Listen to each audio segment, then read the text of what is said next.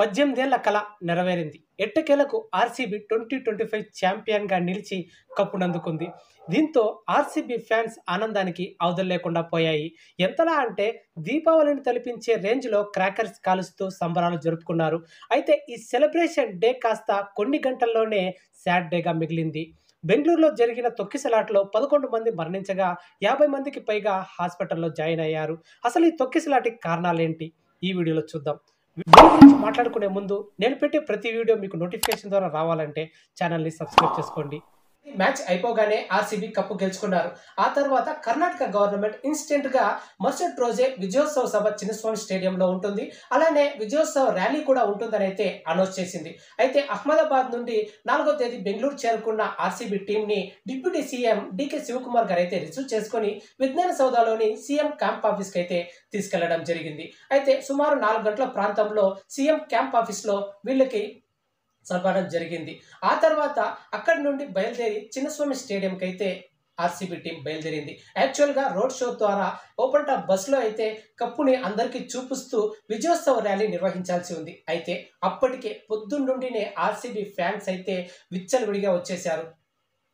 Chinnaswamy stadium దగ్గర నుండి విజ్ఞాన సౌధకి కేవలం 800 మీటర్లు మాత్రమే ఉంటుంది. అయితే అక్కడి నుండి ఇక్కడి వరకు రోడ్లు మొత్తం జనమయమైపోయాయి. దీంతో ట్రాఫిక్ అంతరాయం జరుగుతుంది. పోలీసులు కంట్రోల్ చేయడం కష్టమని రోడ్ షోని అయితే క్యాన్సిల్ చేసేశారు. అయితే అప్పటికే స్టేడియం దగ్గరికి చేరుకున్న జనం లోపల ఉన్నారు, ఇంకా బయట ఉన్నారు. అయితే ఆర్సీబీ టీం లోపలికి స్టేడియంకి వచ్చేశారు.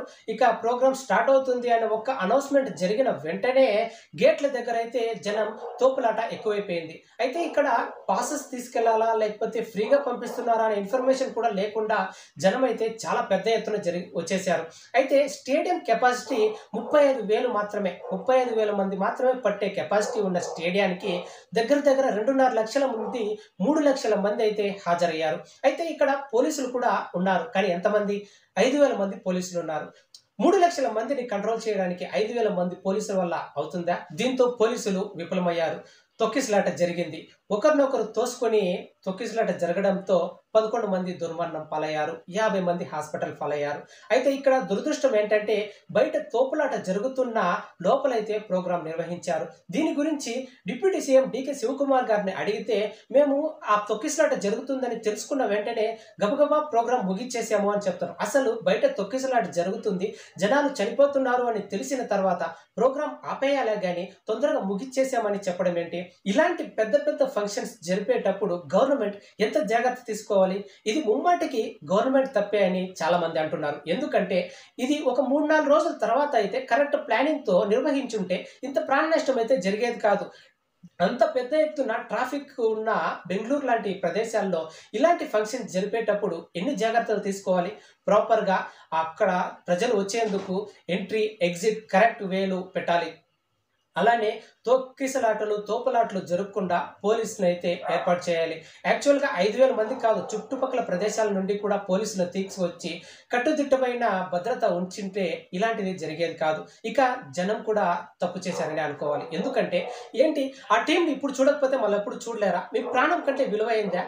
ఖచ్చితంగా చెప్తున్నా, మీ ప్రాణం కంటే విలువైందంటే ఏది లేదు. ఇలానే 'పుష్ప 2' మూవీ కోసం ఫస్ట్ సినిమా చూడకపోతే ఏమవుతుంది? ఫస్ట్ రిలీజ్ అయిన ఫస్ట్ రోజే సినిమా చూడకపోతే ఏమైపోతుంది? నెక్స్ట్ డే చూడొచ్చు కదా. ఇలానే ఆడవాళ్ళు, పిల్లల్ని తీసుకెళ్లి ఒక మహిళ చనిపోవడం జరిగింది.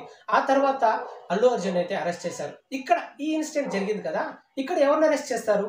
కర్ణాటక సీఎం సిద్ధరామయ్యని అరెస్ట్ చేస్తారా? డిప్యూటీ సీఎం డీకే శివకుమార్ని అరెస్ట్ చేస్తారా? అలాగే క్రికెట్ అసోసియేషన్ని అరెస్ట్ చేస్తారా? ఆర్సీబీ టీం విరాట్ కోహ్లీని అరెస్ట్ చేస్తారా? ఎవరిని అరెస్ట్ చేస్తారు? ఇది నేను అంటున్న మాట కాదు, ప్రజలు అంటున్న మాట. ప్రజల్లో నేను ఒకడు. అయితే ఇలాంటి సంఘటనలు జరుగుతున్న అయితే తిరుపతిలో జరిగింది, 'పుష్ప 2' మూవీ రిలీజ్ అప్పుడు జరిగింది, ఇంకా చాలా చోట్ల జరుగుతూనే ఉన్నాయి. రోడ్ యాక్సిడెంట్లు ఎంతలా జరుగుతున్నాయో ఈ తొక్కిసలాటలు కూడా అంతగానే జరుగుతున్నాయి. ఎందుకంటే ఆల్మోస్ట్ చైనాని దాటేసే అంత లెవెల్లో మన జనాభా అయితే పెరిగిపోయింది. దీనికి తగినట్లు ఏర్పాట్లు అయితే చేయడం లేదు. దీనికి ఖచ్చితంగా గవర్నమెంట్ అయితే తగిన జాగ్రత్తలు తీసుకొని ఉంటే ఇలాంటి ప్రమాదాలు జరిగి ఉండేది కాదని నా అభిప్రాయం.